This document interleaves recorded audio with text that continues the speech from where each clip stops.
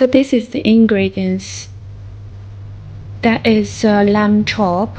Any lamb will be fine as long as they have like some part of the fat and some part of the lean meat, and some skewer.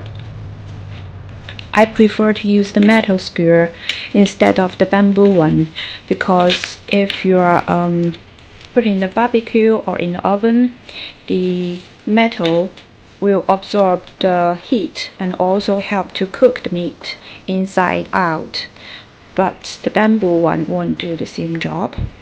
But if you don't have the metal one, bamboo one is fine too. So that's all the ingredients.